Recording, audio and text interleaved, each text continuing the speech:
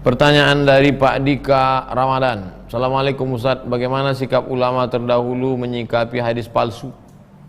Ulama dahulu menyikapi hadis palsu dibuat mereka metode. Tidak boleh menerima hadis kalau tidak bersanad. Makanya muncul istilah la aslalahu. Kalau ada ulama mengatakan la aslalahu artinya la sanadalahu, tak ada sanadnya. Rukun hadis sanad. Kalau ada matan tak ada sanad, tidak hadis.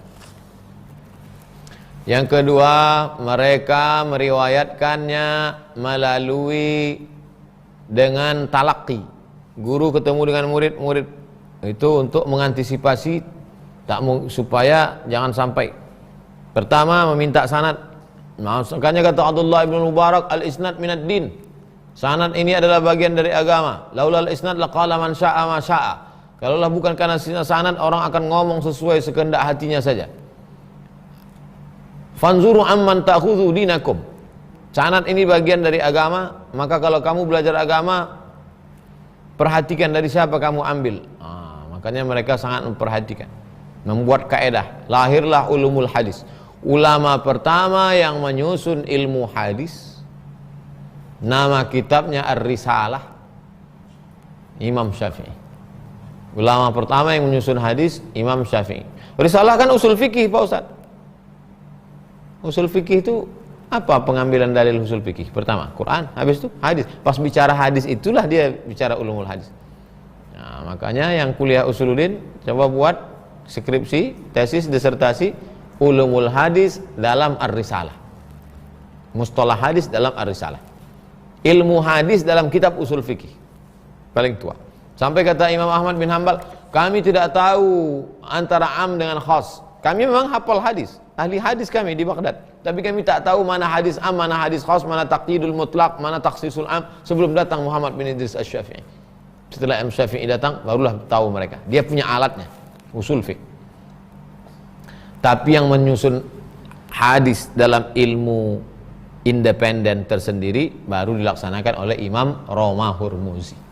Al-Muhaddisul Fasil bainar ra'i wal wa'i. Imam Roma Hurmuzi. Dialah ulama pertama yang menyusun ulumul hadis. Tapi baru sistematis disusun oleh Imam Ibnu Shalah dalam kitab Muqaddimah Ibnu Shalah. Berkembanglah, dilanjutkan oleh Imam As-Suyuti, Imam As-Sakhawi, kemudian Imam Ibnu Hajar Asqalani, Imam Nawawi, Imam Ibnu Hajar Asqalani, Imam As-Suyuti, Imam As-Sakhawi. Tadribur Rawi, Syarah Taqrib An-Nawawi. Datanglah yang modern-modern sekarang yang ada terjemahan di toko buku Mahmud At-Tahan, Ulumul Hadis. Bagaimana cara kami yang tidak mempelajari ilmu hadis dapat mengetahui hadis itu palsu atau tidak, Pak Ustadz? Jangan beli buku kalau di ujungnya nggak ada HR. Hadis, HR Bukhari, HR Muslim, HR Abu Daud, HR Tirmizi, HR Nasai. Banyak buku bagus. Rasulullah bersabda, entah hadis riwayat siapa. Mudah saja bagi yang awam, mudah saja. Jadi Pak Ustadz, sebelum kami beli buku, tengok dulu ada tak HR-nya dalam. HR Al-Kulaini, itu buku Syiah itu, bukan Ahlus Sunnah wal Jamaah.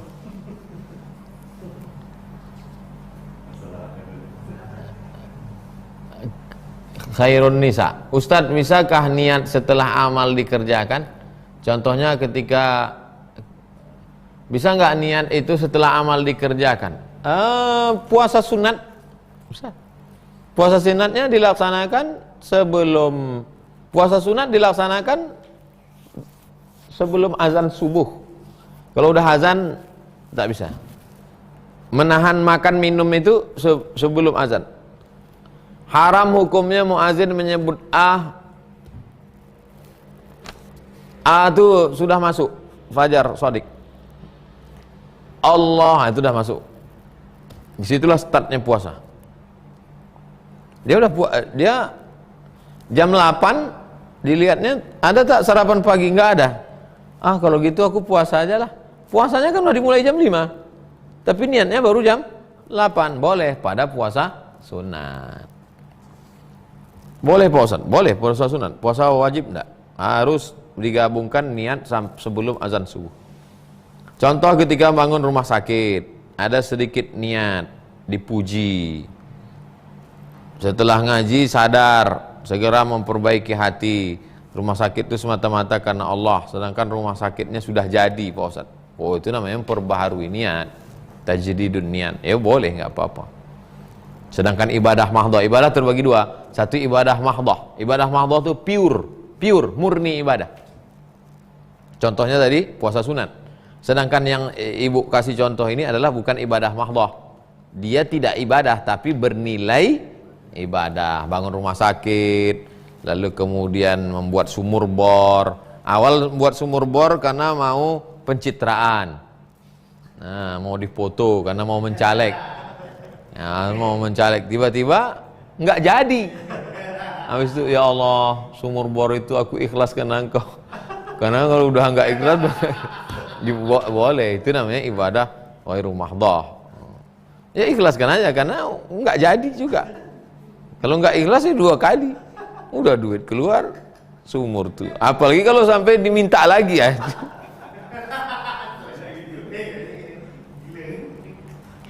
Jamaah Sulawesi, Ustadz, kiat-kiat dan amalan serta doa apa sebaiknya rutin saya amalkan dalam mewujudkan kebaikan masa depan keluarga?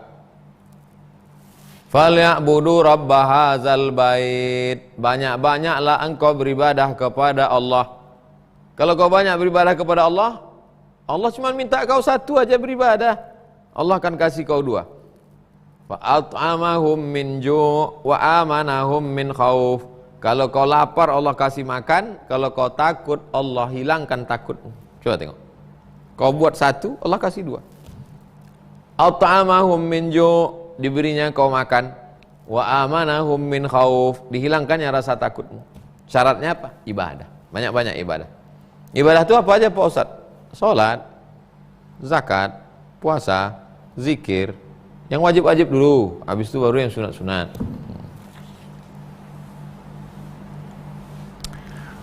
Cuman makan aja Pak Ustadz, itu keterwakilannya. Itu disebutkan Allah 2 itu. At'amahum min ju'. Kalau kau lapar dia kasih makan fisik. Usus fisik, nasi fisik.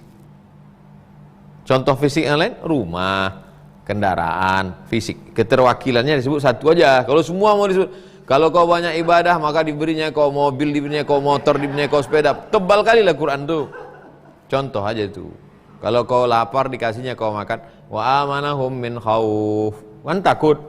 Yang kuliah takut nanti nggak sarjana. Yang udah S1 takut nggak S2. Yang udah S2 takut nggak S3. Yang udah S3 takut nggak kerja. Takut nggak nikah. Takut nggak punya anak. Takut nggak punya mantu. Takut. Wa amanahum min khauf. Dihilangkannya takutmu. Syaratnya apa? Ibadah. Banyak-banyak ibadah. So banyak-banyak ibadah. Tadi Ustaz bilang banyak-banyak ibadah. Sekarang Ustaz bilang jangan banyak-banyak ibadah. Pagi sholat duha, bisa 2 rakaat alhamdulillah. 4 rakaat bagus. Malam tahajud. Mau tidur wudu tayammum, mau tidur wudu witir. Usah ribet-ribet. Duduk habis sholat tuh zikir, selawat 100. Ada tamu 10. Masuk miss call sekali.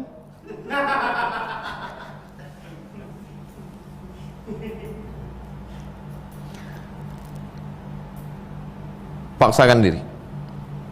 Antonda, Ustadz, apa hukum merokok dalam masjid? Di masjid daerah saya orang-orangnya merokok Pak Ustadz. Kalau merokok ini kan fatwanya 2. Satu mengatakan merokok haram. Satu pendapat mengatakan merokok makruh. Nah sekarang saya tanya Pak Antonda, menurut Bapak merokok itu makruh apa haram? Menurut saya merokok itu haram Pak Ustadz. Berarti kalau Bapak merokok dalam masjid, sama macam orang minum tua dalam masjid.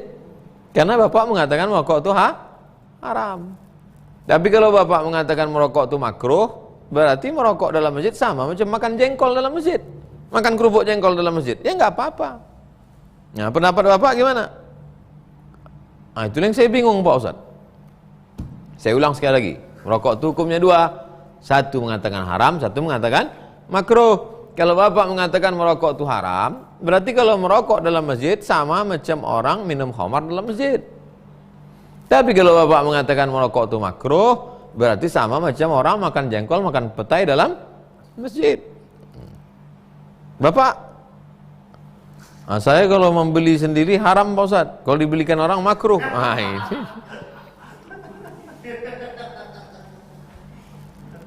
Arya Pratama, Ustaz, bagaimana cara awal belajar hadis orang awam agar sistematis dan terurut, dan kitab apa yang bisa dijadikan rujukan awal belajar hadis? Ada namanya hadis, ada namanya ilmu hadis. Kalau hadis, kitab hadis paling kecil Pak Ustaz, inilah kitab hadis paling kecil, ini syarahnya nih. Kitab hadis paling kecil antum beli matannya tipis 40 arba'in. Kitab hadis paling kecil arba'in. Nanti setelah sudah hatam arba'in, bacalah Riyadhus Shalihin. Kalau antum tertariknya ke hukum, Riyadhus Shalihin. Kalau tertariknya ke hukum, bacalah Bulughul Maram. Kalau baca syarahnya Subulus Salam. Kalau tertariknya ke zikir-zikir, bacalah Al-Azkar.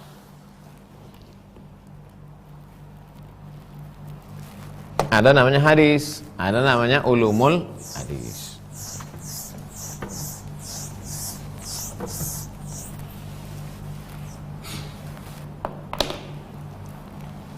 Ada hadis, ada ulumul hadis, ilmu hadis. Sama macam ada tafsir, ada ulumul Quran. Kalau hadis, antum baca lu arba'in, 40 Nawawi. Nah, setelah hatam, antum baca Riyadhus Shalihin. Riyadhus Shalihin. Kalau tertarik hukum, hukum Bulughul Maram. Kalau tertarik zikir-zikir, Al-Azkar. Itu kita hadis semua. Dah. Lalu kemudian barulah yang agak besar sedikit, Jawahirul Bukhari, Mukhtasar, ringkasan Bukhari. Atau yang Bukhari Muslim, Al-Lu'lu' wal Marjan. Fimat tafaqqa alaihi syaikhan. Nah, habis itu barulah antum baca buku yang besar, Kutubus Sittah. Sahih Bukhari, Sahih Muslim, Sunan Abi Daud, Sunan Tirmizi, Sunan Nasa'i, Sunan Ibnu Majah. Terjemahnya udah ada sekarang. Kalau ulumul hadis, yang bahasa Indonesia dulu. Jangan langsung yang turas, yang klasik, berat. Susah memahaminya. Nah, yang sekarang ini ada terjemah bahasa Indonesia, Syekh Mahmud Tohan. Ulumul Hadis Mahmud Tohan. Atau Mabahis fi Ulumul Hadis. Mabahis fi Ulumul Hadis. Mana Al-Qattan. Mabahis fi Ulumul Hadis. Dah habis itu baru yang bahasa Arab. Sudah ada terjemah Indonesia. Ustadz-ustadz di masjid kasih usul, Pak Ustadz, kita gimana kalau ngaji arba'in? Satu pertemuan satu hadis Pak Ustadz. Satu pertemuan satu hadis, seminggu 4 kali. 10 bulan 40 khatam. Khatam arba'in. Nanti habis Idul Fitri pindah kitab Riyadhus Shalihin atau Bulughul Maram atau Al-Azkar atau ringkasan-ringkasan Jawahirul Bukhari, Mukhtasar. Nah, ini tentang hadis. Biasanya jamaah itu yang dikaji hadis, bukan ulumul hadis. Ulumul hadis ini kajian orang di kampus. Ulumul hadis 1, ulumul hadis 2, ulumul hadis 3, 16 tatap muka. Itulah pertemuan kita malam ini. Mudah-mudahan ada manfaatnya. Kita tutup dengan baca doa kafaratul majlis. Subhanakallahumma wa bihamdika asyhadu an la ilaha illa anta astaghfiruka wa atubu ilaih. Wa sallallahu ala sayyidina Muhammad wa ala alihi wa sahbihi wasallam walhamdulillahi rabbil alamin. Allahumma allimna ma yanfa'una wanfa'na bima 'allamtana innaka antal alimul hakim. Wa sallallahu ala sayyidina Muhammad walhamdulillahi rabbil alamin. Terima kasih. Wassalamualaikum warahmatullahi wabarakatuh.